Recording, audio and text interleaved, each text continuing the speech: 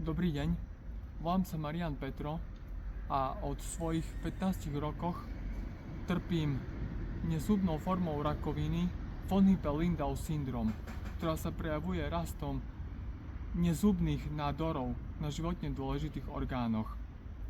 Od svojich 15 rokov, čiže od roku 2005. Dnes mám 35 rokov. 14. decembra budem mať 36.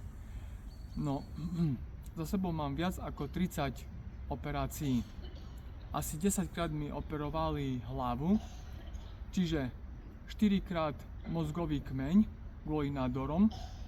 Aj čas nádoru mi tam museli nechať v tom mozgovom kmeni, pretože riziko, že by som ochrnul, bolo až veľmi vysoké. Asi 6 krát mi operovali pravú a ľavú mozočkovú hemisféru, 2 krát miechu. Táto choroba mi svojimi nádormi aj zobrala obidve nadoblíčky, čiže do konca života musím užívať kortikosteroidy. A napadlo mi aj sietnice oboch očí a skončilo to slepotou. Ale na trhu tohto roku, v roku 2025, v marci, prišiel na náš trh nový liek, ktorý účinne bojuje s touto chorobou. Volá sa Velirek. Obrátil som sa na svoju zdravotnú poisťovňu, Všeobecnú zdravotnú poisťovňu, a tam mi ho odmietla preplatiť. Je to irónia, pretože moja doterajšia liečba stála tento štát oveľa viac ako samotný liek.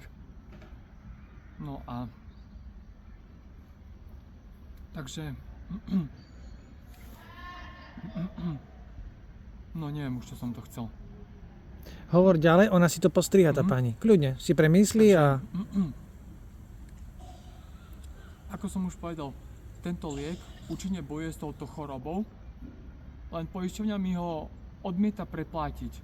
Čiže v podstate musím poprosiť vás, dobrých ľudí, aby ste mi pomohli, lebo poisťovňa ma nechala tak. Ale tento liek je moja jediná šanca, ako sa z toho dostať. Po toľkých rokoch. A najhoršie na tejto chorobe je to, že dokiaľ budem žiť, sa to nikdy neskončí. Tie nádory budú stále rásť. Jediná vec, čo ich môže zastaviť, účinne ich zastaví, je tento liek Velirek, ktorý mi poisťovňa odmieta preplatiť. Preto prosím, môžete mi len vy pomôcť. Iná šanca nie je pre mňa. Preto sa obraciam na vás s prosbou. Ďakujem vám. Dobre, koniec.